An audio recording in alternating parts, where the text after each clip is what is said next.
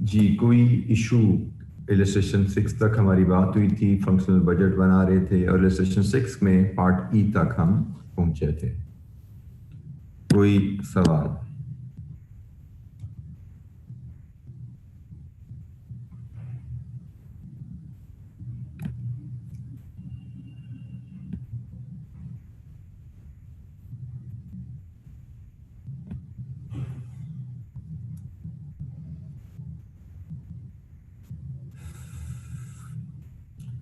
दानिश ने लिखा है इसकी कल क्लास 11 बजे के बाद हाफ एन आवर मिस हुई थी। गवर्नमेंट रजिस्ट्रेशन 6 वो अटेंड नहीं कर पाया हमारे साथ। तो दानिश बेटा, this is not the time to ask help.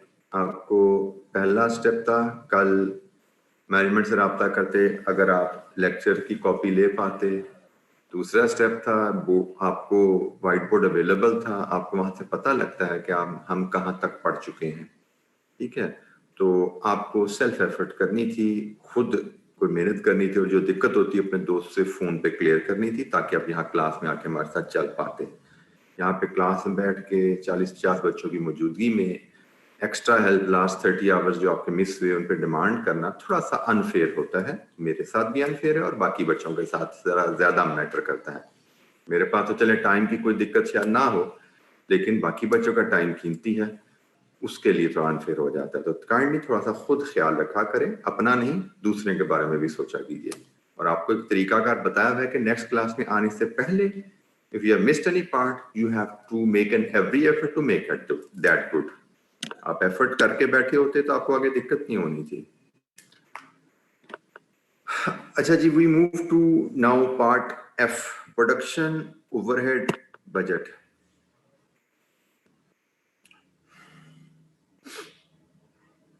Production overhead budget के लिए हम पढ़ते हैं जनाब, ये नोट हमें एक यहाँ दिया गया प्रोडक्शन ओवरहेड के बारे में, ये note number E. Production overhead is absorbed on the basis of machining hours with separate absorption rates for each department. Overheads in machining department are anticipated to be 39,500, while in the assembling department are anticipated to be 18,650. Depreciation is taken at 5% straight line on plant and equipment. A machine costing the company 20,000 is due to be installed on 1st October in machining department, which already has machinery installed to the value of 100,000. Land worth 180,000 is to be acquired in December 20x5. अच्छा, यहाँ पे हमें उसने कहा कि जी जो machining का खर्चा ओवरहेड का क्या होने के चांसेस हैं, असेंबलिंग का क्या खर्चा होने के चांसेस हैं और फर्दर डेप्रिसिएशन उन डिपार्टमेंट्स में क्या है उसकी डिटेल भी हमें दे दी गई है। तो मैंने जैसे आपको बताया था कि ओवरहेड का जो बजट बनाते हैं that goes up to overhead absorption rate. इसलिए हम पहले डिपार्टमेंटल ओवरहेड बजटेड ओवरहेड्स लेंगे और फिर उसके बाद एब्जॉर्प्शन की बेसिस से डिवाइड करके हम ओवरहेड एब्जॉर्प्शन रेट भी निकालेंगे। तो जो प्रोडक्शन ओवरहेड बजट का फॉर्मेट मुझे समझ आता है, it should look like this. हम इलस्ट्रेशन नंबर 6 एफ की बात कर रहे हैं। दो डिपार्टमेंट्स, दोनों डिपार्टमेंट्स को अलग-अलग कॉलम में हम लेकर चलते हैं। एक मशीनिंग है, एक असेंबलिंग है। हमारे पास ओवरहेड्स की फिगर क्वेश्चन में जो अवेलेबल है, नोट जो मैंने आपके पास पढ़ा, मशीनिंग में 39,500, असेंबलिंग में 18,650 है। इसके बाद हमने इसमें ऐड करनी है depreciation of new machine and depreciation of old machine. यहां से हमें मिलेंगे बजटेड ओवरहेड्स और इसको हम डिवाइड करेंगे बजटेड मशीन आवर्स से। तो हमारे पास ओवरहेड एब्जॉर्प्शन रेट आ जाएगा एक्चुअली रुपीस पर मशीन आवर, दोनों डिपार्टमेंट का हमारे पास रेट आ जाएगा। ये है एक्सटेंट ऑफ ओवरहेड बजट की वर्किंग। अच्छा, जब डेप्रिसिएशन की अगर बात करें तो let's talk about machining department first. उसने कहा जी मशीनिंग डिपार्टमेंट में 20,000 की एक मशीन 1 अक्टूबर को आएगी और एग्जिस्टिंग मशीन इसमें 100,000 की ऑलरेडी लगी हुई है, और पॉलिसी क्या है 5% स्ट्रेट लाइन। 5% स्ट्रेट लाइन के तहत ओल्ड मशीन जो पड़ी हुई है मशीनिंग डिपार्टमेंट में 100,000 की, उस पर 5% डेप्रिसिएशन 5,000 चार्ज हो जाएगी, और नई मशीन जो मशीनिंग डिपार्टमेंट में खरीदी जा रही है 20,000 की, उस पर 5% डेप्रिसिएशन। लेकिन क्या ये 5% डेप्रिसिएशन पूरे साल की चार्ज होगी? Answer is no.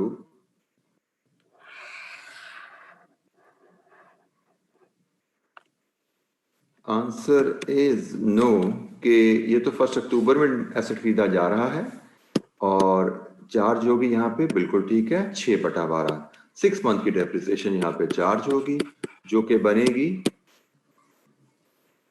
कितनी बनती है जी? 20,000 का 5% शायद 1,000, 6/12 500। ये हमारी डेप्रिसिएशन आ गई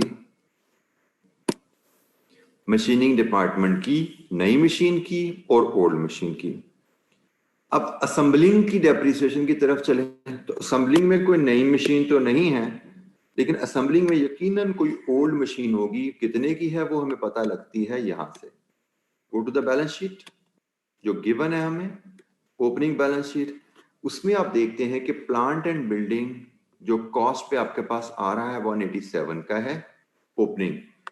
187 का टोटल प्लांट है ओपनिंग, जिसमें से 100,000 जब मशीनिंग में है तो इसका मतलब 87,000 की मशीन असेंबलिंग डिपार्टमेंट में लगी हुई है।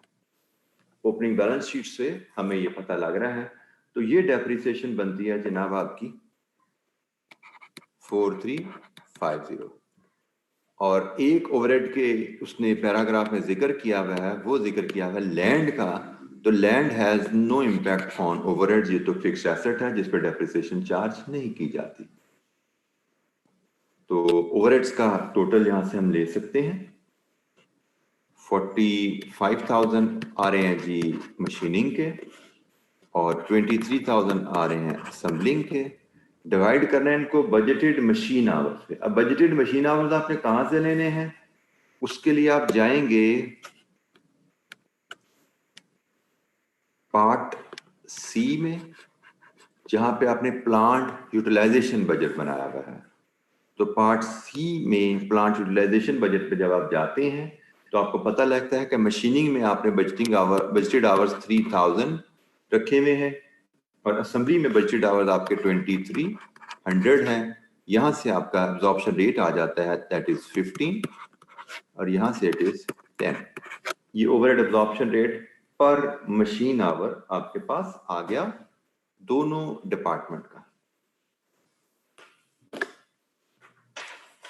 This is overhead budget, production overhead budget हमारा।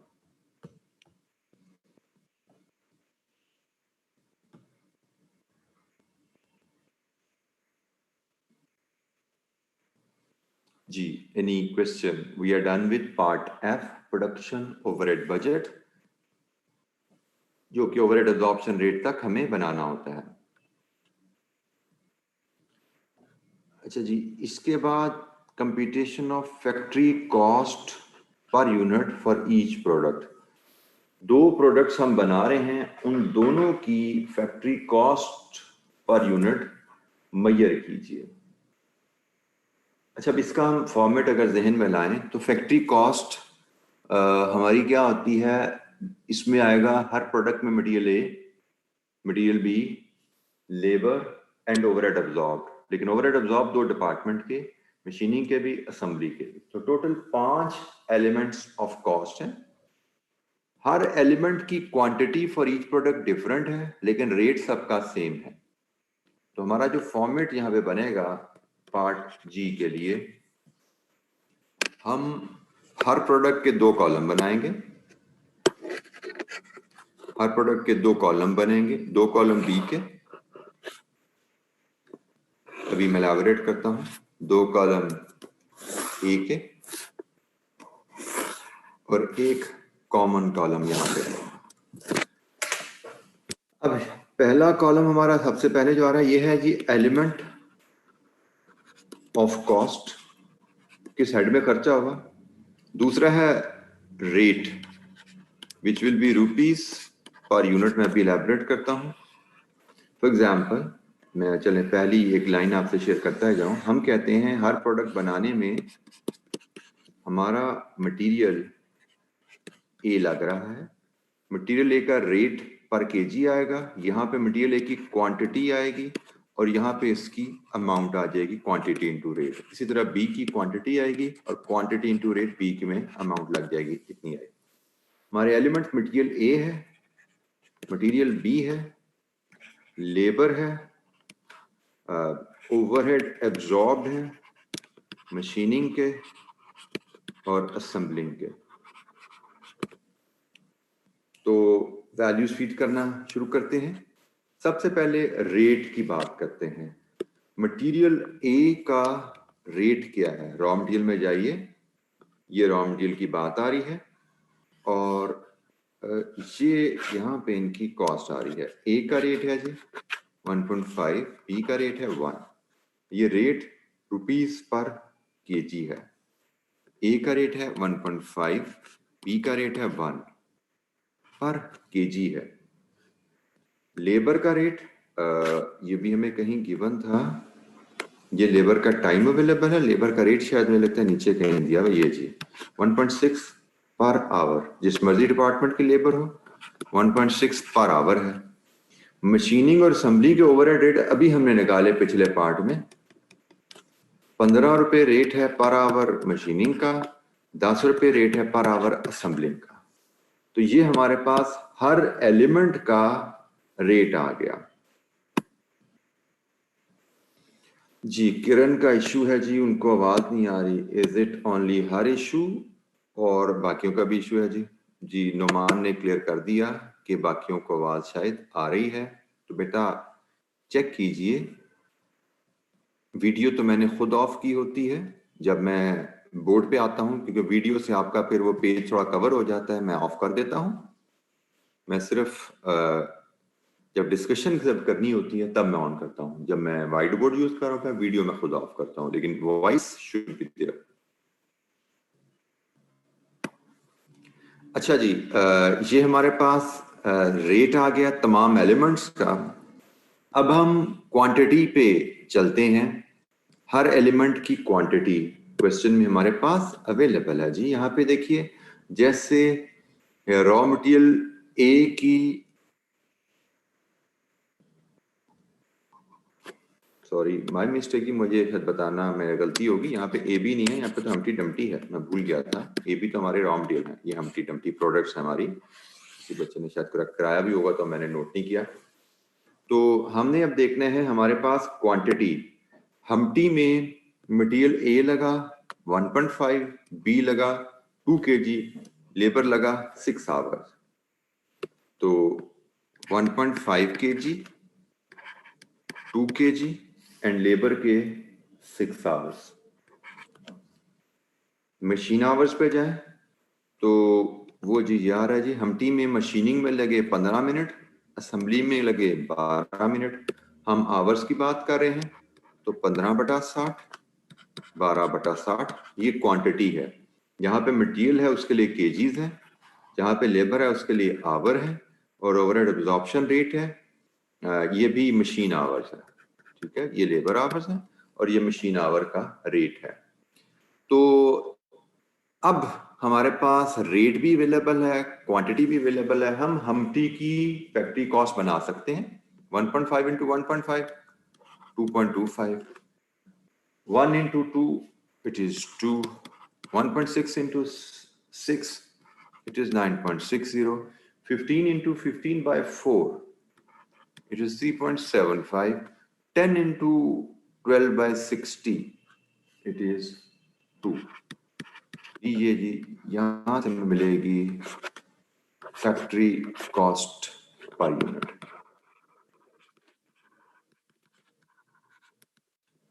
तो प्रोडक्ट एच की फैक्ट्री कॉस्ट पर यूनिट हमने जो बनाई है 119.6 है। जीएनई क्वेश्चन, प्रोडक्ट एच की फैक्ट्री कॉस्ट बनाने में कोई इशू? फॉर्मेट आप कोई भी अडॉप्ट कर सकते हैं, आपको सिर्फ ये देखना होता है कि इट शुड बी एफिशिएंट होना चाहिए, दैट्स इट। फॉर्मेट के बारे में हम जनरली फ्लेक्सिबल रहते हैं। अच्छा, अब इसी अंदाज में हम सारी क्वांटिटीज प्रोडक्ट डी की भी फीड करते हैं। मटेरियल ए और बी प्रोडक्ट डी का जी 0.5 and 4, labour 9, 0.5 4 kg and 9 hours, और मशीन टाइम 24 मिनट 18 मिनट, 24/60 18/60। अब इस क्वांटिटी को भी इसी रेट से मल्टीप्लाई करें, क्योंकि रेट तो कॉमन है, तो हमें डी की कॉस्ट भी मिलनी शुरू हो जाएगी।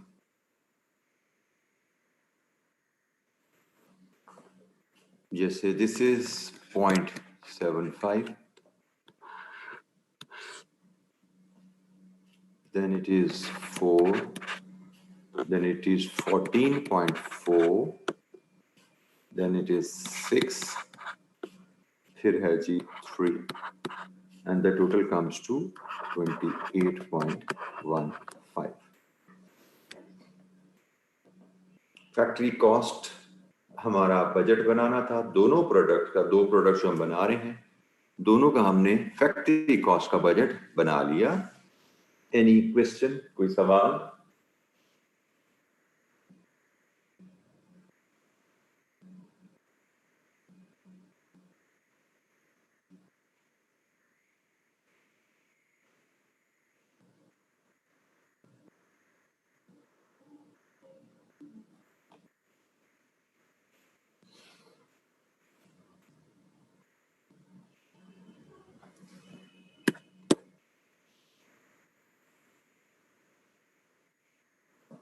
बेटा ये हर एलिमेंट की इंडिविजुअल कॉस्ट है हम्टी के लिए, और ये इसकी फैक्ट्री कॉस्ट आ गई पर यूनिट। ये फैक्ट्री कॉस्ट पर यूनिट है जो कि हमने एलिमेंट वाइज कैलकुलेट किया ना। हमें हर प्रोडक्ट की कॉस्ट चाहिए, तो प्रोडक्ट बनाने में जो खर्चे लगे हैं सारे शामिल होंगे। तो प्रोडक्ट बनाने में जो जो खर्चा लगा उसको हमने शामिल किया।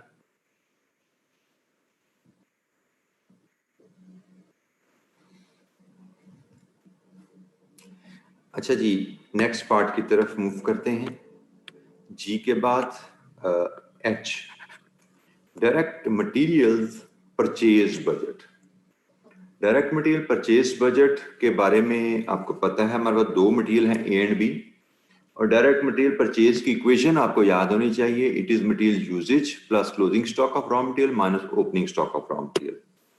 और हमारे पास दो मटेरियल हैं, तो हम दो कॉलम में ये पार्ट एच का बजट बनाएंगे, और ये कॉलम का फॉर्मेट कुछ ऐसा होगा। दो रॉ मटेरियल, एक ए एक बी। यहां पे हम लेंगे सबसे पहले usage budget. Raw material usage budget अगर आपको याद हो हमने बनाया हुआ है पार्ट डी में हमने यूजेज बजट बनाया हुआ है। इसमें हम ऐड करेंगे closing stock of raw material, इसमें से हम लेस करेंगे opening stock of raw material. तो हमें रॉ मटेरियल परचेज बजट मिलेगा। पहले हम ये सारा डाटा केजीज में मेजर कर रहे हैं, इसके बाद हम मल्टीप्लाई करेंगे इसको प्राइस से जो कि रुपीस पर केजी आएगा, और then we will have raw material purchase budget in rupees.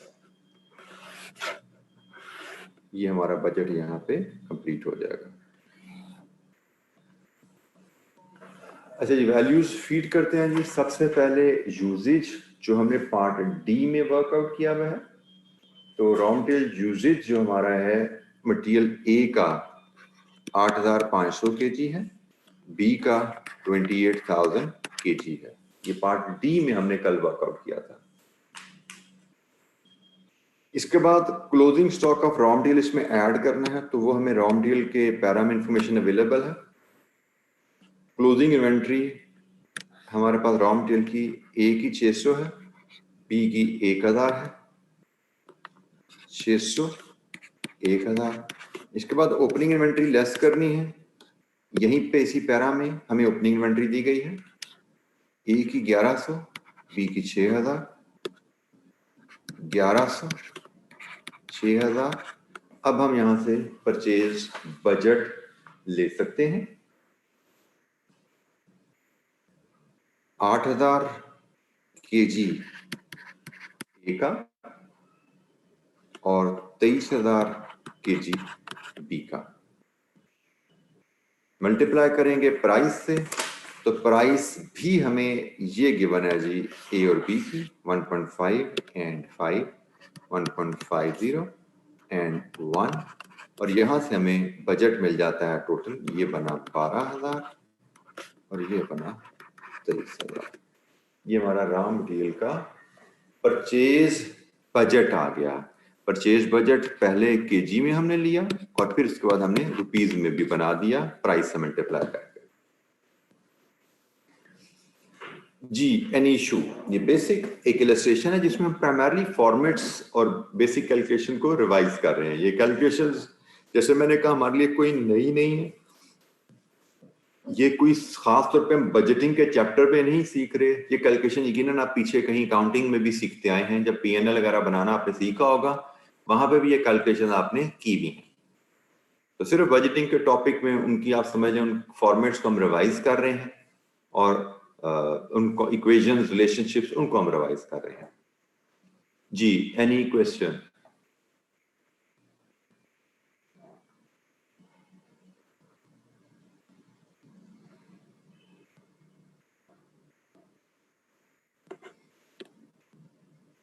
अच्छा जी, लास्ट हमारा फंक्शनल बजट, जिसके बाद हम मास्टर बजट पे जा रहे हैं। It is cost of goods sold. अब कॉस्ट ऑफ गुड्स सोल्ड, जो यूनिट बेचे हैं उनकी कॉस्ट, जो यूनिट बेचे हैं आपको पता है वो होता है जी opening stock plus units produce minus closing stock. ये हमारे यूनिट सोल्ड आते हैं। और अगर हमने कॉस्ट ऑफ गुड्स सोल्ड निकालनी है और जब ओपनिंग स्टॉक भी अवेलेबल हो, तो फिर हमें देखना पड़ेगा किस मेथड के तहत हमें क्लोजिंग स्टॉक की वैल्यू लेनी चाहिए। तो उसके बारे में क्वेश्चन में गालबन हमें कहीं इंफॉर्मेशन अवेलेबल है कि कंपनी फाइफो की पॉलिसी यूज कर रही है। तो हमें ओपनिंग स्टॉक के यूनिट्स एंड वैल्यू लेनी है, उसमें प्रोडक्शन कॉस्ट के यूनिट्स एंड वैल्यू ऐड कर देनी है, और उसमें से क्लोजिंग स्टॉक के यूनिट्स और वैल्यू लेस कर देंगे फाइफो मेथड पे। तो हमें कॉस्ट ऑफ गुड्स सोल्ड आ जाती है, जैसे आपने पीएनएल में फॉर्मेट सीखा हुआ है। तो यही फॉर्मेट हम यहाँ पे यूज करने जा रहे हैं, लेकिन करेंगे क्या कि दोनों प्रोडक्ट्स के लिए अलग-अलग कर रहे होंगे। तो हमें हर प्रोडक्ट के लिए 3 कॉलम चाहिए होंगे, quantity, rate and amount. 2 products हैं, Humpty Dumpty, quantity, rate and amount Humpty के लिए और quantity, rate and amount Dumpty के लिए।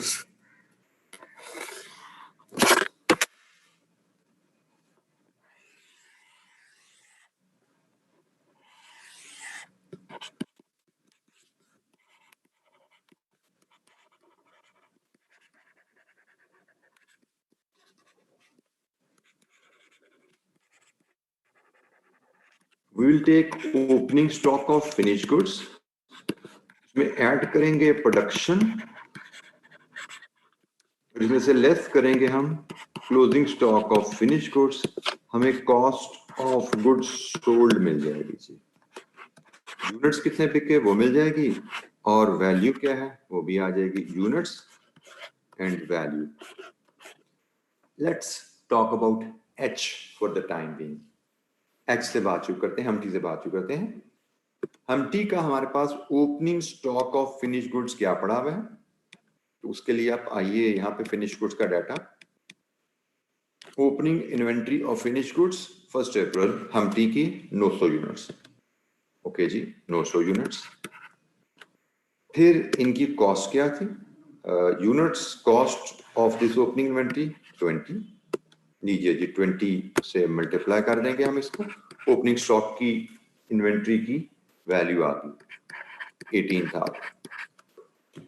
फिर हमने प्रोडक्शन की, तो प्रोडक्शन कितनी की ये हमें प्रोडक्शन बजट से पता लग जाता है. हमारा प्रोडक्शन बजट कहाँ पे था जनाब? प्रोडक्शन बजट हमने बनाया था पार्ट बी में. ठीक है, अब तो समझते जाएगा. पार्ट बी में प्रोडक्शन बजट है और पार्ट जी में प्रोडक्शन कॉस्ट पर यूनिट है. तो बी से प्रोडक्शन की वैल्यू उठाइए. हमने हमटी के कितने यूनिट्स बनाने हैं? 4,000. और पार्ट जी में हमें पता लग रहा है कि इनकी कॉस्ट पर यूनिट क्या होगी. हमटी के 19.6. ये प्रोडक्शन की कॉस्ट आ गई. मल्टीप्लाई कर लें इसको तो ये 78,400. अब क्लोजिंग स्टॉक की बात आ गई. तो closing stock of finish goods हमटी के हमने कितने रखने हैं, ये भी क्वेश्चन में हमें बताया गया है शायद कहीं. Closing inventory of finish goods हमटी के 400 यूनिट्स हैं. लीजिए जी, ये 400 यूनिट्स हैं, इनको आप लेस करेंगे तो आपकी वैल्यू आ जाती है यूनिट सोल्ड 4500. यही आपकी सेल्स है ना, बजटेड सेल्स. और अब क्लोजिंग स्टॉक को वैल्यू करना है तो फाइफो मेथड कंपनी की पॉलिसी है. फाइफो मेथड में आपका closing stock current period cost पे वैल्यू किया जाता है. तो जनाब क्लोजिंग स्टॉक की वैल्यू आपकी आती है 7840. Now you can have your cost of sales here 88,560. ये जी हमटी का कॉस्ट ऑफ सेल या कॉस्ट ऑफ गुड्स सोल्ड का बजट आ गया हमारे पास. एनी क्वेश्चन, कोई सवाल, कोई चीज समझ नहीं आई, पूछिए. फाइफो मेथड के तहत ये हमने वैल्यूएशन की है. फाइफो मेथड में क्लोजिंग स्टॉक आपका करंट प्रोडक्शन कॉस्ट पे वैल्यू होता है.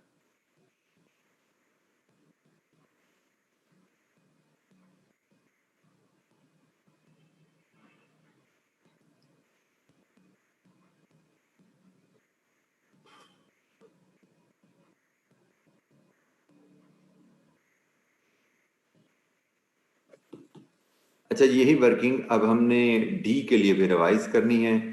डी का ओपनिंग स्टॉक क्लोजिंग स्टॉक ये आ रहा है जी हमारे पास. 200 ओपनिंग स्टॉक है, 1200 क्लोजिंग स्टॉक है और ओपनिंग स्टॉक की वैल्यू 28 रुपए. 200 opening stock, 1200 closing stock, opening stock की वैल्यू 28 रुपए. प्रोडक्शन पार्ट डी पे जाएं तो प्रोडक्शन डी की हमने की है 5000 यूनिट्स. और प्रोडक्शन कॉस्ट की बात करें तो ये हमारे पास आ रही है जी प्रोडक्शन कॉस्ट 28.15. और वैल्यूएशन ऑफ क्लोजिंग स्टॉक की बात करें फाइफो में करंट रेट 28.15 पे वैल्यू किया जाता है.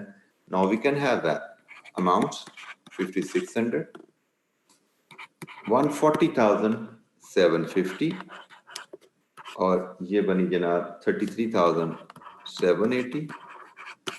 And unit sold are 4,000.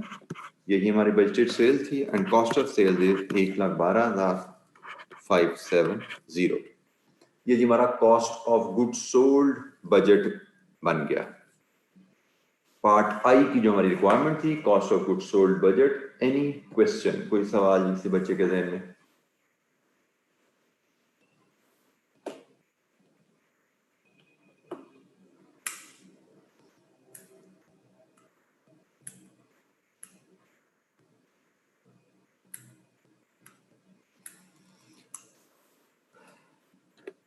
Cost of good sold FIFO method के तहत हमने डिटरमिन की. Any question?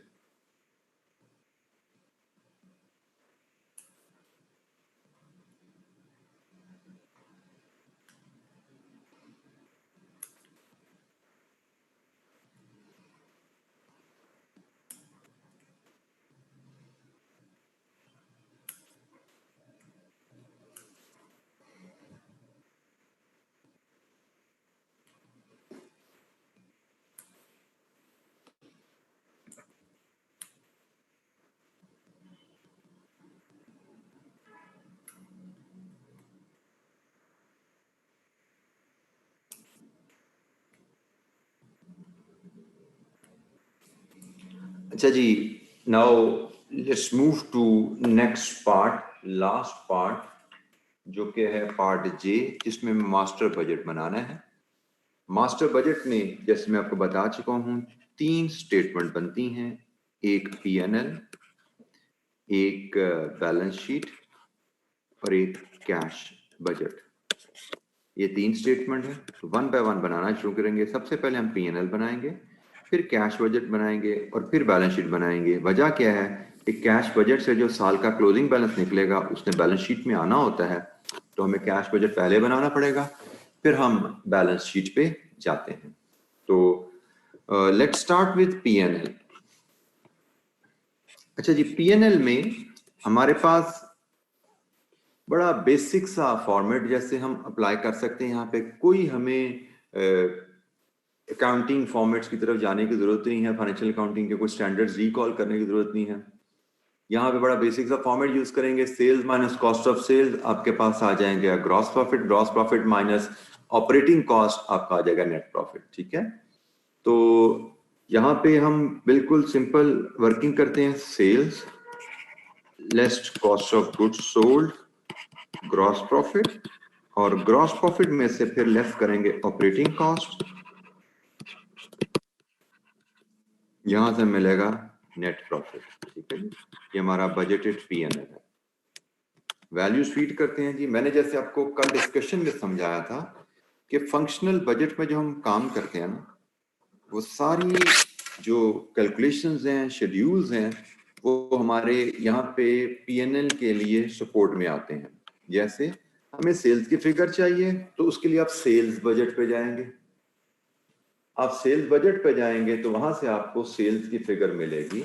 तो अगर आपको याद हो, पार्ट ए में हमने सेल्स बजट बनाया था और वहां पे हमारी सेल्स की फिगर हमने की थी कैलकुलेट 3,20,000 दोनों प्रोडक्ट्स की। ये हमने पार्ट ए में बनाया था, 3,20,000 सेल्स बजट। फिर हमें कॉस्ट ऑफ गुड्स सोल्ड चाहिए, ये तो हमने अभी पीछे पार्ट में किया कॉस्ट ऑफ गुड्स सोल्ड।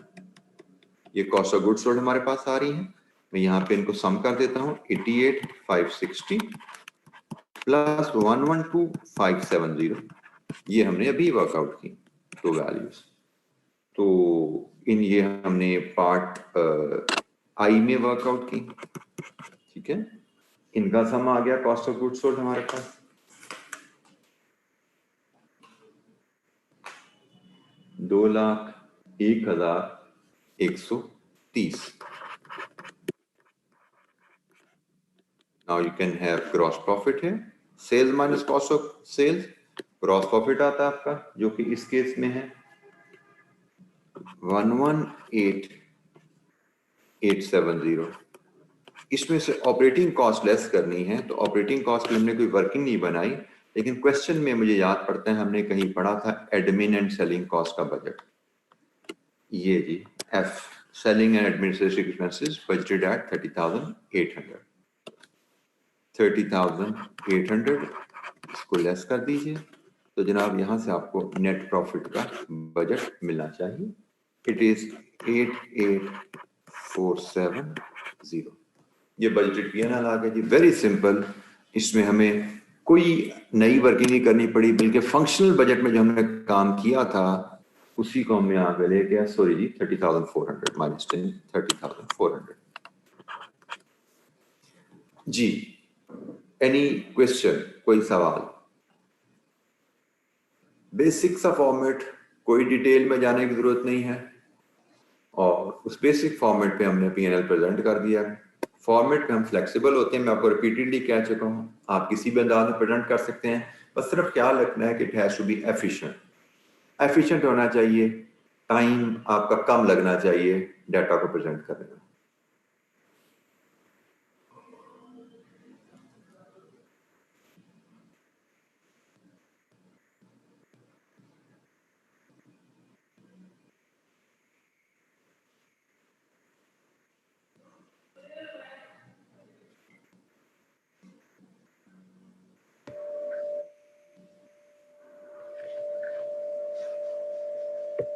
अच्छा जी, इसके बाद आप कैश बजट पे आइए।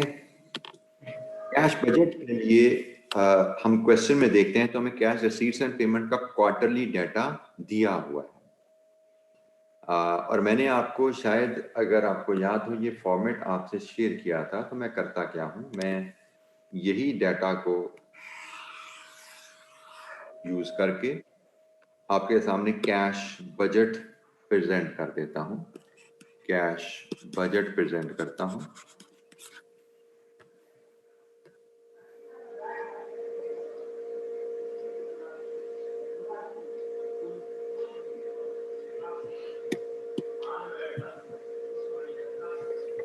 तो ऑपरेटिंग कॉस्ट की वैल्यू गिवन है हमें क्वेश्चन में।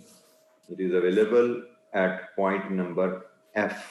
पॉइंट नंबर एफ में से एफ ये value given, sorry Ahmad, available है। अच्छा जी, कैश बजट का फॉर्मेट, मैं इसी क्वेश्चन को कैश बजट के फॉर्मेट के लिए प्रिपेयर करूंगा। तो यहाँ पे एक हेडिंग होती है जी रिसीट्स की। बेटा मुझे क्यों लग रहा है कि किसी बच्चे का माइक ऑन हो रहा है, शायद आपकी ऑप्शंस माइक की म्यूट नहीं हुई हुई, तो इसका मतलब ये नहीं कि आप अनम्यूट करें अपने माइक को। ठीक है, इको आ रही है किसी बच्चे के माइक की। वेजेस इंक्लूड नहीं करेंगे बेटा। कॉस्ट ऑफ गुड्स सोल्ड जो ली है, कॉस्ट ऑफ गुड्स सोल्ड में क्या क्या है? मटेरियल ए भी है, मटेरियल बी भी है, उसमें वेजेस भी हैं और उसमें ओवरहेड्स भी हैं। भाई कौन सी वेजेस की बात कर रहे हैं अहमद रजा खान साहब?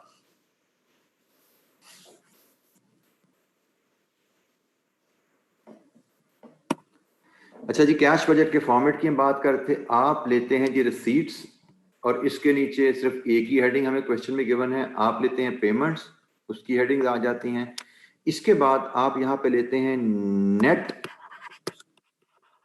Receipt oblique payment. हम यूजुअली जो पेमेंट होती है, ये हमें सारी जो वैल्यूज अवेलेबल हैं, इनको हम ब्रैकेट में एज आउटफ्लो शो कर देते हैं। रिसीट इनफ्लो है, पेमेंट्स हमारे आउटफ्लोज हैं।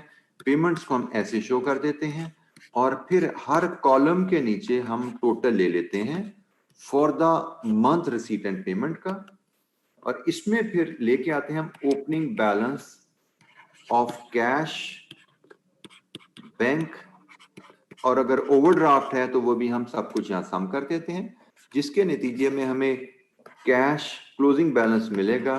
क्लोजिंग बैलेंस मिलेगा, या नेगेटिव में होगा तो ओवरड्राफ्ट मिलेगा। ठीक है, closing balance of cash and bank, closing balance of cash and bank oblique overdraft. इसको हम ऐसा कर लेते हैं, इसको भी opening balance of cash and bank oblique overdraft कर देते हैं। ठीक है जी, तो ये हमारे पास फॉर्मेट है जिसपे हम कैश बजट को प्रेजेंट करते हैं। तो let's start with the quarter one. Quarter one की नेट वैल्यू क्या आ रही है? क्वार्टर वन का नेट आ रहा है जी 20,000 की रिसीट। 20,000 की रिसीट आ रही है। इसके बाद आप जाइए ओपनिंग बैलेंस पे। ओपनिंग बैलेंस के लिए आप खोलेंगे बैलेंस शीट अपने पास, जो आपको ओपनिंग बैलेंस शीट गिवन है, और उसमें देखें कि आपको कैश एंड बैंक का बैलेंस 4,300 गिवन है, और लाइबिलिटी साइड पे ओवरड्राफ्ट में कोई फिगर नहीं है। तो कैश एंड बैंक का बैलेंस, टोटल फिगर आपका ओपनिंग बैलेंस 4,300 है। इसको हम यहाँ पे जनाब फीड करेंगे 4,300, तो क्लोजिंग बैलेंस हमारा बन जाता है 24,300।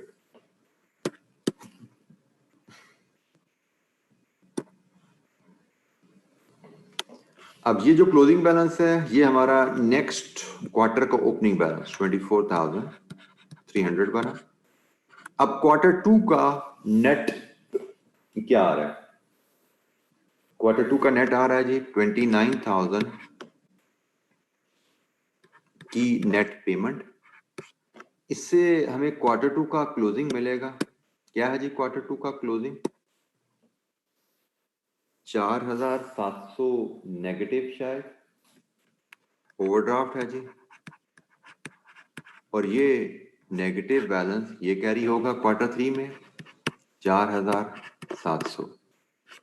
क्वार्टर थ्री का नेट कीजिए क्या है? Q3 की net receipt and payment for the quarter -126,000। Closing balance क्या बना? -130,700। यही आपका कैरी होगा आगे 130,700।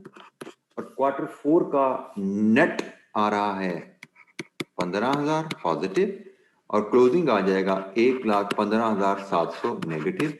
इसका मतलब Q4 के एंड पे हमारा जो बैलेंस आ रहा है वो ओवरड्राफ्ट आ रहा है।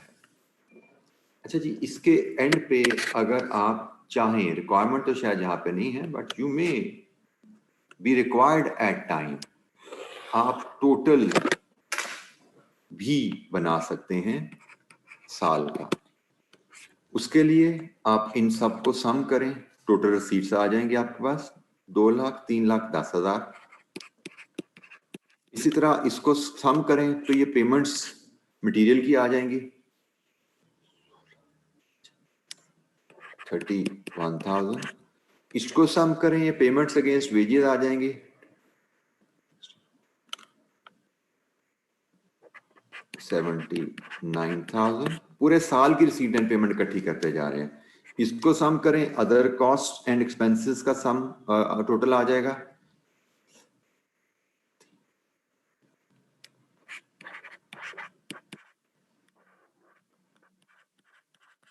अब यहां से पूरे साल का नेट रिसीट पेमेंट निकालेंगे। पूरे साल का नेट रिसीट पेमेंट -120,000 और इसमें फिर साल का ओपनिंग लाते हैं 4,300। इसमें सम नहीं करना, ये ओपनिंग बैलेंस है, साल का ओपनिंग लाएंगे तो ये क्लोजिंग बैलेंस सेम 115,700 नेगेटिव आपका मैच हो जाएगा, क्योंकि ये भी साल का एंड है और ये भी साल का एंड है। Balance has to be the same. यहां पे बस ख्याल रखना है कि ओपनिंग बैलेंस सम नहीं कर देना। ओपनिंग बैलेंस हमने ये पहला साल के शुरू का लाना है। साल के शुरू का ओपनिंग बैलेंस डाला, साल के क्लोजिंग का क्लोजिंग बैलेंस आ गया। तो टोटल बजट कैसे प्रेजेंट करते हैं वो भी आपके सामने आ गया। तो ये जी कैश बजट भी हमारा तैयार हो गया। अब आखिरी आइटम हमारी बैलेंस शीट।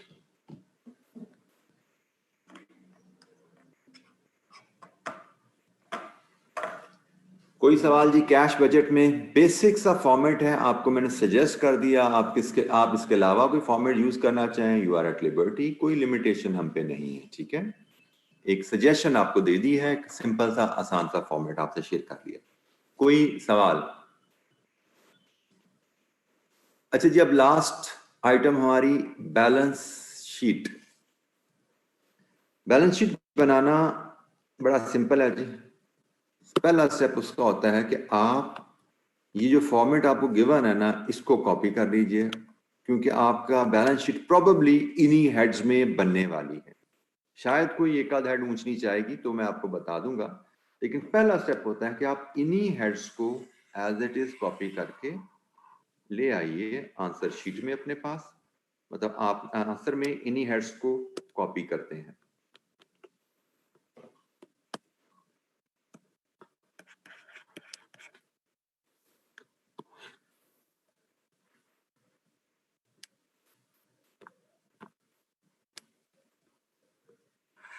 अच्छा जी, हेड्स आपके पास आ गए। अब आपने इन हेड्स में एक एक वैल्यू जो ओपनिंग बैलेंस शीट में आपको गिवन है उसको देखेंगे जाके, और उसमें कोई चेंज आ रही है या नहीं अगले साल वो इनकॉर्पोरेट करेंगे। फॉर एग्जांपल, हम ओपनिंग बैलेंस शीट पे जाएं तो पहली वैल्यू हमें लैंड एंड बिल्डिंग की नजर आ रही है 45,000। तो बताइए क्या अगले साल, यहाँ पे मैं कॉलम भी 2 डाल दूं, बैलेंस शीट में हमारे 2 कॉलम यूज हो रहे हैं, क्या अगले साल लैंड एंड बिल्डिंग में हम कोई एडिशन डिलीशन प्लान कर रहे हैं? Answer is yes. क्वेश्चन हमने पढ़ा था तो हमें नजर आया, उसने जिक्र किया हुआ है अगले साल आप 1,80,000 की लैंड खरीदेंगे। इसका मतलब अगले साल आपकी लैंड 2,25,000 की होगी। बैलेंस शीट बनाना बड़ा सिंपल है, ओपनिंग बैलेंस शीट आपको गिवन होगी, ओपनिंग बैलेंस शीट पकड़िए और बजट की सारी कहानी आपने पढ़ी हुई है। सवाल में कहीं एसेट्स के बारे में कोई चेंज बताया गया तो उसको इनकॉर्पोरेट कर दीजिए। सिमिलरली जैसे प्लांट इक्विपमेंट की बात करें, प्लांट इक्विपमेंट हमारे पास 187,000 का ओपनिंग था, क्या हमें अगले साल कोई नया प्लांट खरीदने की बात की गई है? Answer is yes. हमें बताया गया है कि अगले साल हम 20,000 का नया प्लांट खरीदेंगे, तो इसका मतलब हमारा जो प्लांट है वो चला जाएगा 2,07,000 रुपये अगले साल। ठीक हो गया। बैलेंस शीट बनाना is very simple if we follow conceptual stepwise approach, तो ये बड़ा आसान हो जाता है। अच्छा, सिमिलरली डेप्रिसिएशन की अगर हम बात करें तो ओपनिंग बैलेंस शीट में हमें डेप्रिसिएशन गिवन है, यहाँ पे ओपनिंग बैलेंस शीट में डेप्रिसिएशन हमें गिवन है 75,000। तो क्या अगले साल डेप्रिसिएशन यही रहने वाली है? आंसर इज नो भाई, अगले साल पीएनएल में डेप्रिसिएशन मजीद चार्ज हो रही है। कितनी चार्ज हो रही है? उसके लिए चले जाओ आप अपने प्रोडक्शन ओवरहेड बजट पे, जो कि आपने किया था पार्ट एफ में आपने प्रोडक्शन ओवरहेड बजट बनाया था, वहां पे देख लो फर्दर कितनी डेप्रिसिएशन चार्ज कर रहे हैं आप। तो जनाब फर्दर डेप्रिसिएशन जो चार्ज हो रही है वो आपकी ये है इस साल, कितनी बनती है जी? ये 9,350, 9,850। तो ये फर्दर डेप्रिसिएशन जो आपने चार्ज की 9,850 इसमें ऐड कर दीजिए, तो अगले साल आपकी जो डेप्रिसिएशन बैलेंस शीट में दिखेगी दैट विल बी 84,850। और यहां से आप अपने जो नॉन करंट एसेट्स का नेट उठा सकते हैं, 1,22,150 बन जाएगा। ये है अगले साल के एंड पे हमारी लैंड एंड बिल्डिंग कितनी होगी, अगले साल के एंड पे हमारा प्लांट एंड इक्विपमेंट कितना होगा। हमने कॉस्ट रिवाइज होके अगले साल क्या आएगी वो देख लिया, अगले साल डेप्रिसिएशन रिवाइज होके क्या आएगी वो देख लिया जी। एनी क्वेश्चन, कोई सवाल?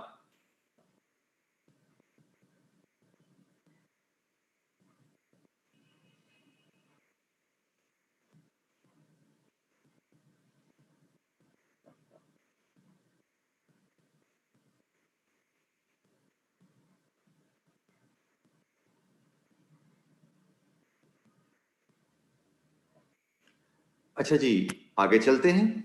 नेक्स्ट आइटम हमारे पास लिस्ट में आ रही है रॉ मटेरियल, कि अगले साल के एंड पे हमारे पास रॉ मटेरियल क्या होगा। तो रॉ मटेरियल हमारे पास क्लोजिंग स्टॉक में क्या होगा भाई, वो तो हमें क्वेश्चन में बताया गया है कि हमारे पास रॉ मटेरियल क्लोजिंग स्टॉक में अगले साल क्या होगा। ये उनकी क्वांटिटीज अवेलेबल है, ये इनके रेट अवेलेबल है, तो यहां से closing stock of raw material आप बना सकते हैं 600 इंटू 1.5 और 1000 इंटू 1। ये आपकी क्लोजिंग स्टॉक की वर्किंग है रॉ मटेरियल की, 600 into 1.5 plus 1000 into 1। Closing stock of raw material जो आपके पास अगले साल मिलेगा आपको ए और बी का मिला के, वो होगा जी 1,900।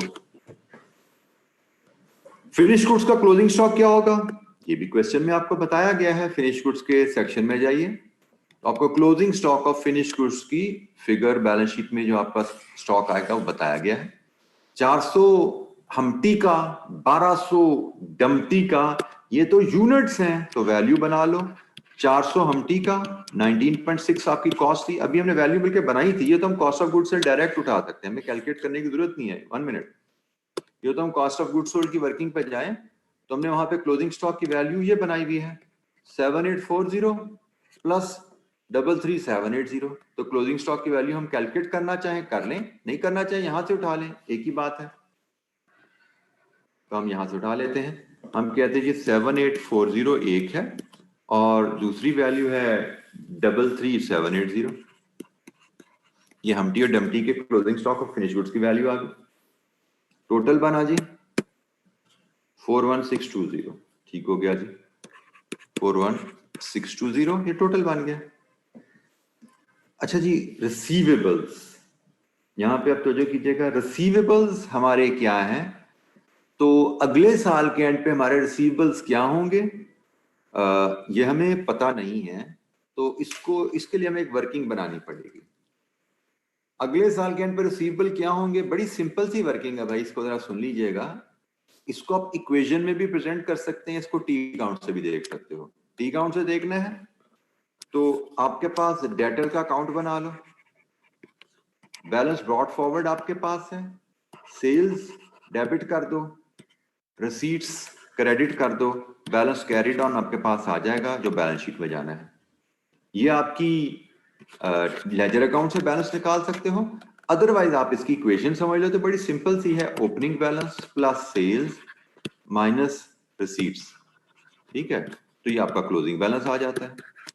इसी लेजर को आप इक्वेशन की शेप में ले जाओ, एक ही बात है, वही बन गया ना, opening balance plus sales minus receipts, closing balance आ जाता है।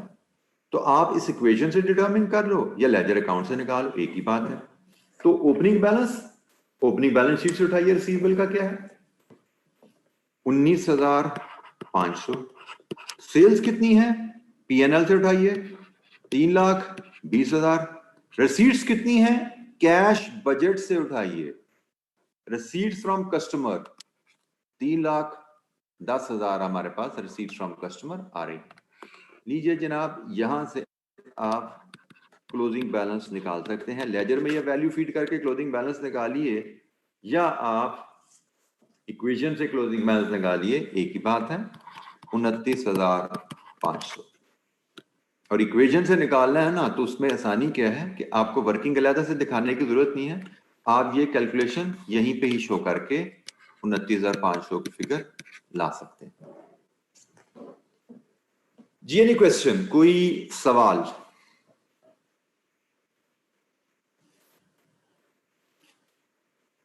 अच्छा, जिसके बाद बारी आती है कैश एंड बैंक की, तो भाई क्या अगले साल हमारा एंड पे कैश एंड बैंक का बैलेंस होगा? Answer is no. अगले साल तो हमारा कैश एंड बैंक नहीं आना, अगले साल तो हमारा ओवरड्राफ्ट आना है। तो यहाँ पे पेबल में जाके इसको ओवरड्राफ्ट यहाँ पे लिख दो। तो ये आपका यहाँ पे करंट एसेट्स का टोटल हो जाएगा, इसके नीचे आप करंट लायबिलिटीज माइनस कर दोगे और नेट करंट एसेट्स आप नेक्स्ट लाइन में एक्सटेंड कर दोगे। तो कैश एंड बैंक बैलेंस आपका 0 है, तो यहाँ पे आप कैश एंड बैंक काट दो, टोटल एसेट ले लो। ये किसी बच्चे ने कोई सवाल पूछा है। जी इरम, क्या पूछना चाह रही हैं आप? किस चीज के बारे में पूछना चाह रही हैं? डेटर्स की वर्किंग के बारे में पूछना चाह रही हैं? तो ये आपके सामने, अब इसमें क्या पूछना चाह रही है वो मुझे बता दीजिए आप।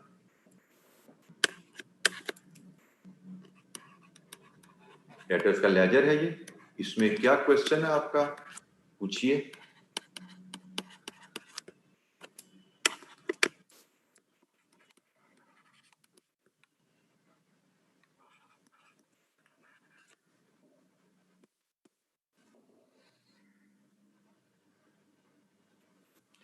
सर गालबन आपकी नजर बोर्ड पे थी नहीं जब मैं बोल रहा था, मैंने बकायदा आपको कैश बजट पे लेके गया था, ये फिगर मैंने टिक की थी, बताया था रिसीट फ्रॉम कस्टमर है 3,10,000, उसके बाद मैंने फिगर नीचे लिखी थी कि कैश बजट से आप ये फिगर उठाएंगे, रिसीट्स फ्रॉम कस्टमर 3,10,000।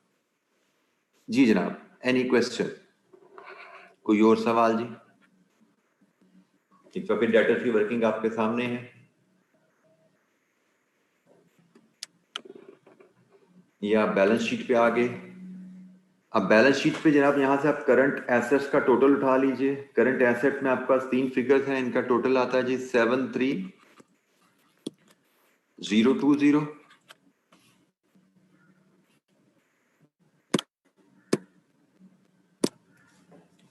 ओवरड्राफ्ट की फिगर तो हमारे पास कैश बजट से ऑलरेडी हमारे पास है 1,15,700। पेबल्स के लिए हमें एक वर्किंग अब बनानी पड़ेगी, ठीक है, इसके लिए हमें एक वर्किंग बनानी पड़ेगी क्योंकि पेबल का बैलेंस कहां से आएगा वो हम वर्किंग से लेके आते हैं। और उसके लिए हम जैसा ये हमने डेटर्स का अकाउंट बनाया, हम एक पेबल्स का अकाउंट बनाएंगे। अब यहाँ पे तो जो आपकी चाहिए कि पेबल्स आपके कई तरह के होते हैं। आपको पता है आपके एक्सपेंसेस के पेबल भी होते हैं, आपके मटेरियल रॉ मटेरियल के पेबल भी होते हैं, आपके एसेट्स के अगेंस्ट पेबल भी होते हैं। तो यहां पे ये कौन से पेबल है क्लियर नहीं है, इसका मतलब ये आपके क्यूमुलेटिव पेबल है। तो बैलेंस ब्रॉट डाउन इनका आ रहा है हमारे पास, पेबल्स का ओपनिंग बैलेंस शीट से हम देखते हैं तो वो आ रहा है जी 6800। अब आपने यहां पे क्रेडिट जो करनी है, इसमें तमाम कॉस्ट, जिसमें मटेरियल भी है, जिसमें लेबर भी है, मटेरियल परचेज जिसके पेबल क्रिएट होते हैं, लेबर भी है, जिसमें फैक्ट्री ओवरहेड्स भी हैं, जिसमें एडमिन एक्सपेंसेस भी हैं, तमाम एक्सपेंसेस यहां पे आएंगे, जिसमें आपकी एसेट्स की परचेज भी है, एनी अदर थिंग जो आपको पीएनएल बैलेंस शीट से रिव्यू करके पता लगे कि हमने खरीदी है जिसके अगेंस्ट हमें कुछ पेमेंट करनी है, वो यहाँ पे क्रेडिट साइड पे लाएंगे और यहाँ पे आप क्यूमुलेटिव पेमेंट्स ले आएंगे कैश बजट से। तो क्यूमुलेटिव पेमेंट्स कैश बजट से मैं पहले ले आता हूं, वो यहाँ पे हमारे सामने आ रही हैं जी। देखिएगा जरा, ये payments material, wages and other में एडमिन भी आ जाएंगे, ओवरहेड्स भी आ रहे हैं, एसेट्स भी यकीनन आ रहे हैं। तो इन सब का टोटल जरा देखिए क्या है, इन 3 हेडिंग्स का टोटल पेमेंट्स बना ले यहां से, 3,20,000, 3,99,000, 4,30,000। ये 4,30,000 की टोटल पेमेंट्स हैं, इनको फीड करते हैं जी हम पेबल अकाउंट में, क्योंकि हम तमाम अखराजात, परचेजेस और एसेट्स को इकट्ठा कर रहे हैं। अब क्रेडिट साइड पे मटेरियल परचेजेस लिखना है, तो मटेरियल परचेज आप कहां से उठाएंगे, टोटल मटेरियल परचेज उठाना है, मटेरियल परचेज का बजट ले लीजिए। पार्ट एच 12,000 जमा 23,000, 35,000 मटेरियल परचेज है। आपको लेबर कॉस्ट चाहिए, तो वो लेबर का बजट आपने बनाया था, अगर मैं गलती नहीं कर रहा तो वो आपने कहीं बनाया था पार्ट ई में, 1,10,400 मटेरियल परचेज बजट आपका था। मैं रेफरेंस भी अगर दे दूं तो ये पार्ट एच था, ये पार्ट एच से आया है, लेबर पार्ट ई से आया है, ओवरहेड आपने बजट बनाया था पार्ट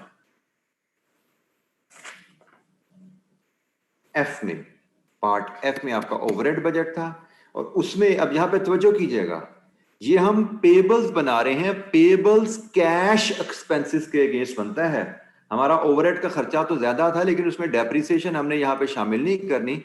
39,500 प्लस 80,650, ये जो दो फिगर्स हैं, सिर्फ ये फिगर्स हमने एक पेबल अकाउंट में एक्सटेंड करनी है, इसके अलावा बाकी तो हमने डेप्रिसिएशन ऐड की थी, तो डेप्रिसिएशन यहां पे नहीं आती। तो इन दोनों का टोटल क्या बन रहा है जी, 39,500 प्लस 18,650 का टोटल क्या बनता है, ओवरहेड की मद में ही आया।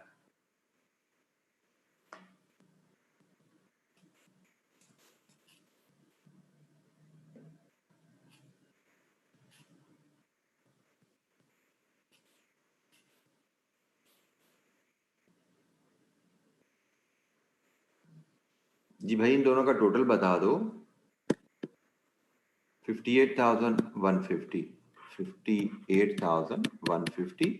एडमिन की कॉस्ट 30,400 है, और एसेट्स 20,000 का प्लांट, 1,80,000 की मशीन, तो ये टोटल 2 लाख है। तो जनाब यहां से अब आप बैलेंस कैरी डाउन कैलकुलेट कर लो, इसका सम करो, उसमें से ये 4,30,000 की पेमेंट लेस करो, आपको बैलेंस कैरी डाउन मिलना चाहिए। It should be 10,750। वेरीफाई कीजिए, 10,750 पेबल आ रहा है आपका, ये आपका क्लोजिंग बैलेंस है पेबल्स का, जो बैलेंस शीट में जाना है। देखिए कोई गलती तो नहीं की हमने, ये टोटल ठीक हो गया जी, ठीक हो गया जी। इसको भी बाय द वे आप इक्वेशन, इसी तरह की इक्वेशन की शेप दे सकते हैं। इस वर्किंग को भी आप इसी तरह की इक्वेशन दे सकते हैं, और वो इक्वेशन क्या बनेगी, पेबल्स की opening balance plus cost purchases ये ऐड कर दें और माइनस कर दें पेमेंट्स, तो आपका क्लोजिंग बैलेंस पेबल्स का वो भी इसी इक्वेशन से बन सकता है। ओपनिंग बैलेंस में ऐड कर दें तमाम कॉस्ट एंड परचेजेस और लेस कर दें आप पेमेंट्स, तो आपका क्लोजिंग बैलेंस आ जाता है 10,750। 10,750। लीजिए जी, current assets minus current liabilities, net current assets क्या आते हैं, वो फिगर बताइए जो हमें एक्सटेंड होनी है। लास्ट कॉलम है हमारे पास, it is probably negative, negative figure है 53,430, और यहां से हमारी बैलेंस शीट की एक फुटिंग अवेलेबल हो जाती है। तो बताइए जनाब, ये बैलेंस शीट फुटिंग कितनी बन रही है, 1,22,150 माइनस 53, सॉरी 2,25,000 जमा 1,22,150 माइनस 53,430।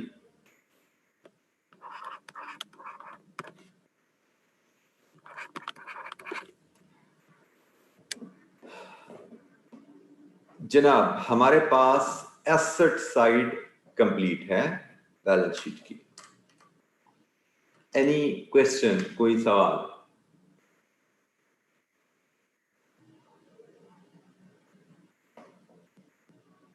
किसी वैल्यू की कैलकुलेशन हमने कैसे की, बैलेंस शीट के बारे में अगर आपको याद नहीं तो मैं बता चुका हूं आपको कि पास्ट पेपर में हमें बैलेंस शीट की क्वेश्चन शायद ही मिले पिछले 5, 7, 8 साल जब हम कर रहे होंगे। तो इसलिए बैलेंस शीट के लिए आपको एक ये इलस्ट्रेशन और एक इससे अगली इलस्ट्रेशन गालवन में कराऊंगा, तो यही 2 इलस्ट्रेशन शायद आपको मिल पाए। तो जब भी आपने रिवीजन करनी है balance sheet, budgeted balance sheet बनाना, तो आपको यहीं से रिवाइज करनी होगी। पास्ट पेपर में आपको ये शायद नहीं मिल रहे होंगे सवाल। जी, बैलेंस शीट बनाना क्या असूल है, इट इज बेसिकली, ये ना देने की वजह भी एग्जामिनर की है कि generally it is the simplest method, बहुत लिमिटेड सी वर्किंग यहाँ पे आती है। ओपनिंग बैलेंस शीट आपको वो दे देता है और उसमें आपने जो चेंजेस हैं उनको इनकॉर्पोरेट करके अगले साल के प्रोजेक्टेड एसेट्स एंड लायबिलिटीज लेनी होती हैं। अच्छा, जब हम चलते हैं कैपिटल रिजर्व की तरफ, हमारे पास पिछले साल का कैपिटल तो अवेलेबल है, ओपनिंग बैलेंस शीट में जाएं 1,50,000। अब अगले साल क्या हमारी कंपनी को नए शेयर इशू कर रही है? कोई बैलेंस शीट जो बजट में कोई ऐसा जिक्र है कि नए शेयर इशू करने, क्योंकि शेयर कैपिटल में तो चेंज शेयर इशू से ही आता है ना, तो कोई ऐसा जिक्र नहीं है। इसका मतलब हमारा शेयर कैपिटल अगले साल भी 1,50,000 ही रहने वाला है। Next item, accumulated profit. पिछले साल तो क्यूमुलेटेड प्रॉफिट 55,250 से, क्या अगले साल के एंड पे भी हमारे क्यूमुलेटेड प्रॉफिट यही रहने वाले हैं? तो आंसर इज नो भाई, अगले साल हम प्रॉफिट कमाएंगे मजीद। तो ये जो प्रॉफिट है ये भी हमारे पास एक्यूमुलेटेड प्रॉफिट में ऐड होगा, सारे का सारा, क्योंकि डिविडेंड का तो कोई जिक्र नहीं हम पे कर रहे हैं, तो डिविडेंड पे नहीं कर रहे, तो जो हम अगले साल का प्रॉफिट अर्न करेंगे वो सारे का सारा यहां पे ऐड हो जाएगा। तो अगले साल हमारे क्यूमुलेटेड प्रॉफिट्स क्या दिखेंगे? 143,720, और लीजिए ये आपकी बैलेंस शीट की दूसरी साइड 293,720, आपकी बैलेंस शीट कंप्लीट।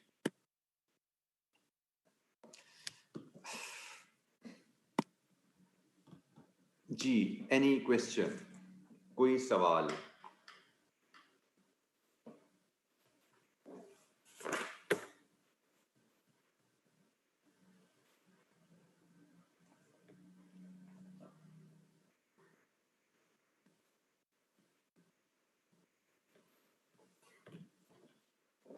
कोई सवाल जी यहाँ पे?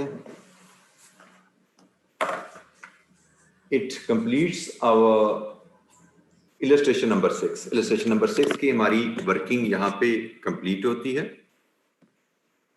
तो कोई वर्किंग अगर आपको समझ नहीं आई, तो क्वेश्चन आप करना चाहते हैं तो यू कैन आस्क। क्योंकि अभी हमारे पास अगला सवाल करने का टाइम नहीं है। इलस्ट्रेशन 7 हमने देखनी है। बाय द वे इलस्ट्रेशन 7 भी अगर देखें तो वो मास्टर बजट पे है। मैं रिक्वायरमेंट कम से कम आपसे शेयर कर लेता हूँ। इलस्ट्रेशन 7 जो हमने करनी है मास्टर बजट पे है, लेकिन इसमें हमें सिर्फ 3 स्टेटमेंट्स उसने बनाने को कहा है, cash budget, PNL and balance sheet. तो फंक्शनल बजट बेसिकली सारे का सारा हमारा इनकी वर्किंग में चला जाएगा। जहां जहां रिक्वायर्ड होगा हम वर्किंग करते जाएंगे और बजट बनाते जाएंगे। लेकिन ये सवाल करने का हमारे पास टाइम नहीं है, कल इसको करेंगे। कल इसमें हम कुछ नई चीजें सीखेंगे। अभी ये जो इलस्ट्रेशंस कर रहे हैं इसमें हम बेसिक फॉर्मेट, बेसिक कैलकुलेशंस सीखते जा रहे हैं, जो बजटिंग के कंप्रीहेंसिव एग्जामिनर क्वेश्चन में हमें जरूरत पड़ेगी। जिन टेक्निक्स की, जिन टिप्स की, वो हम इलस्ट्रेशन में डेवलप कर रहे हैं। इलस्ट्रेशन 7 करेंगे, इसके बाद इलस्ट्रेशन 8 है जो एक्सक्लूसिव कैश बजट की है। Then will move towards past paper question. तो 2 इलस्ट्रेशन है, उसके बाद पास्ट पेपर क्वेश्चन है। कल मतलब बेटा समझ जाया करो ना, कल का मतलब नेक्स्ट क्लास होगी।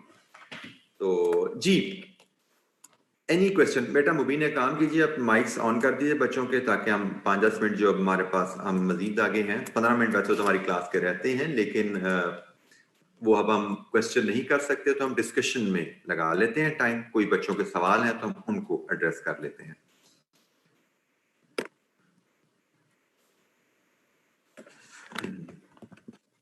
जी, एनी क्वेश्चन?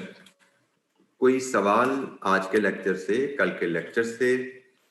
कोई चीज आपको समझ नहीं आई तो पूछ लीजिए कल का। बल्कि आपको आई होप बच्चों ने तो कम अटेंड किया था वो सेशन जो हमारा पास्ट पेपर की डिस्कशन का हुआ जुमे के बाद, उसकी वीडियो यूट्यूब पे अवेलेबल हो चुकी है। आई होप कि आप उसको देख चुके होंगे। उससे रिलेटेड भी अगर क्वेश्चन करना चाहते हैं तो यू आर मोस्ट वेलकम।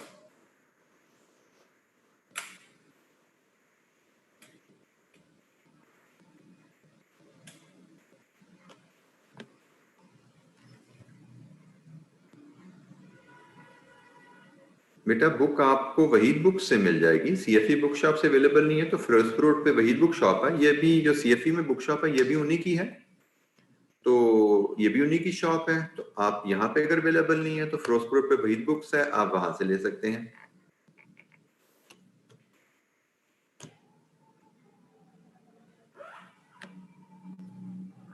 बेटा पीडीएफ पे थोड़ा सा जो पब्लिशर्स है उससे मेरी अंडरस्टैंडिंग है, उसने मुझे रिस्ट्रिक्ट किया हुआ है कि पीडीएफ की जो डिस्ट्रीब्यूशन है दैट शुड बी प्रोहिबिटेड, उस पे ना की जाए डिस्ट्रीब्यूट। इसलिए थोड़ा सा आप कह लें कॉन्ट्रेक्चुअली मेरे लिए बाइंडिंग है।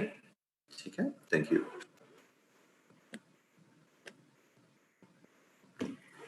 जी, एनी क्वेश्चन? कोई सवाल आज के लेक्चर से, कल के लेक्चर से? कोई सवाल? Budgeting में honestly ask me once we move towards the exam level question, तो इसको जो रिवीजन का टाइम है बड़ा कम होता है। इन सेंस के रिवीजन के लिए तो मटेरियल है ही बड़ा कम। हमने नोट्स में किताब आप देखोगे ना तो पढ़ने को है ही बड़ी कम चीज है, क्योंकि रिवीजन तो मैं कहता हूँ पढ़ने को, तो पढ़ने का मटेरियल इसमें अवेलेबल ही बहुत कम होता है।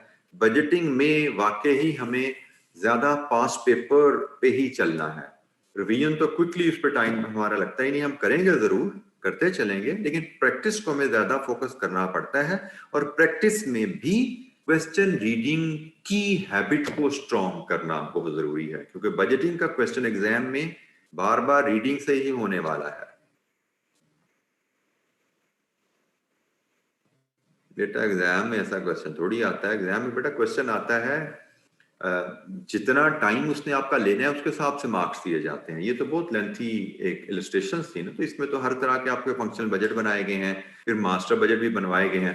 एग्जाम में तो आपको क्वेश्चन यूजुअली आएगा सिर्फ, जिस तरह हम कल से जो इलस्ट्रेशन शुरू कर रहे होंगे ना, वो आप कह सकते हैं कि थोड़ी एग्जाम लेवल के करीब पहुंचेंगी।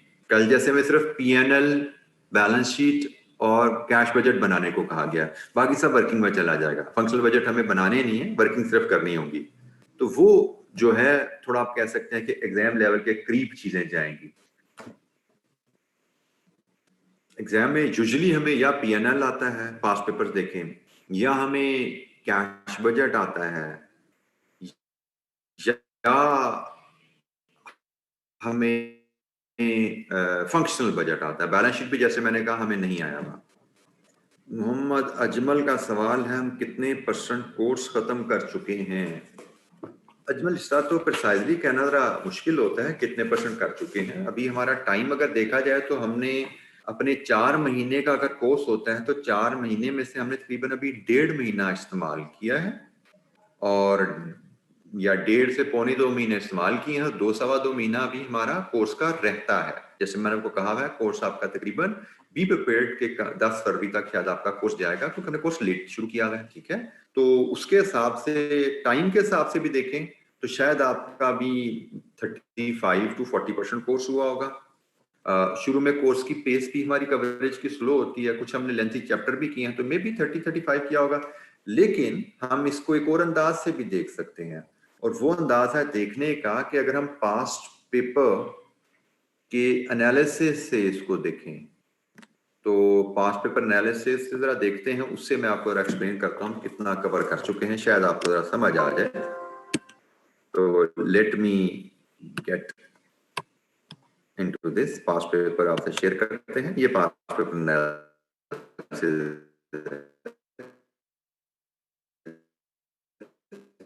ठीक है। तो हम अभी तक पढ़ चुके हैं inventory valuation and management, EOQ, safety stock, overhead absorption, ये हम पढ़ चुके हैं। पास्ट पेपर का ट्रेंड देखें तो हमें एक सवाल इनमें से जरूर मिल जाता है, तो आप कह सकते हैं लगभग 15 नंबर शायद आप यहां से कवर कर चुके हैं। फिर इधर पे आए अगले रिंग में, तो आप मार्जिनल एब्जॉर्प्शन पढ़ चुके हैं, आप प्रोसेस कॉस्टिंग पढ़ चुके हैं। इसका एनालिसिस करें तो हम इनमें से भी एक क्वेश्चन एक्सपेक्ट कर सकते हैं कि 15 नंबर शायद हम यहां से भी कर चुके हैं।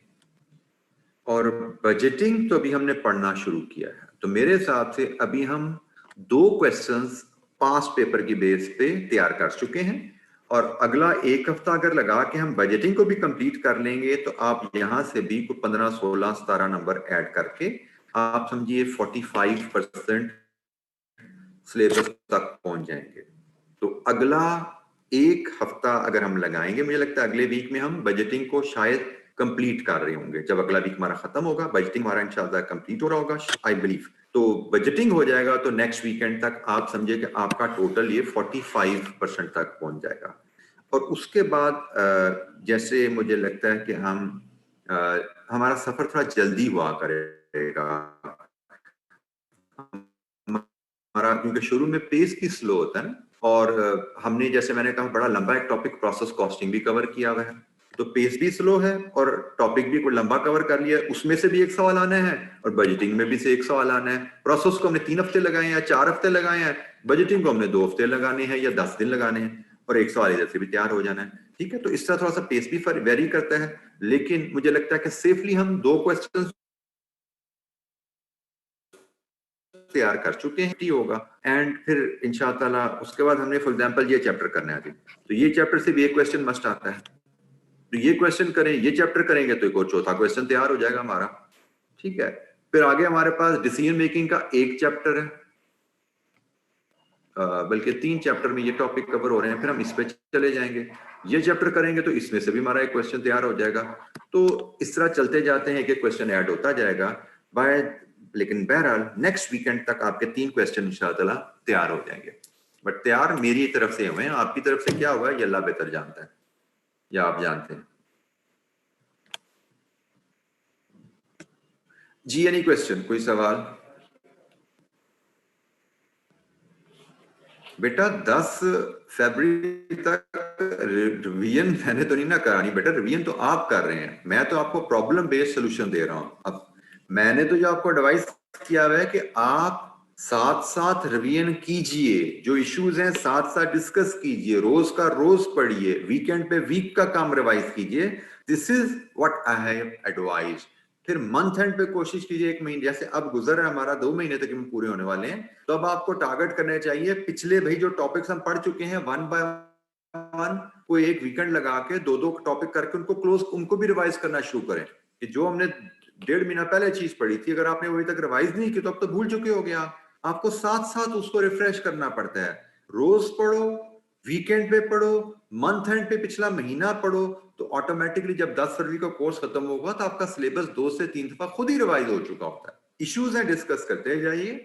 आप एक्सपेक्ट करेंगे मैं आपको सिलेबस जो 4 महीने में पढ़ा रहा हूं उसकी रिवीजन मैं आपको कराऊं, तो वो रिवीजन तो बेटा 8-10 घंटे की बात होगी। अगर मैंने करवाई तो उसका टाइम आपके पास होगा नहीं। You can not depend on that कि उसमें मैं कुछ आपको सिखा पाऊंगा।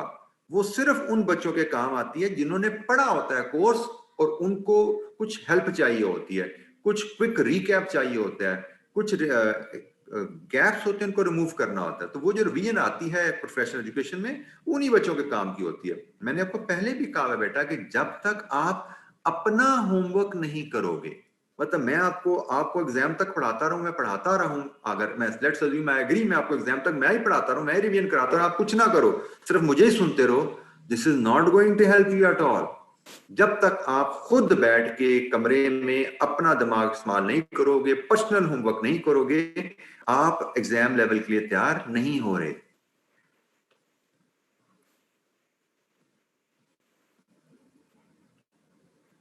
अब्दुल्ला बेटा मैं फिर दोबारा बता रहा हूं कि अगर मैं उनकी डिस्कशन मैं नहीं करूंगा, मैं उनकी प्रॉब्लम बेस्ड सेशन रखूंगा।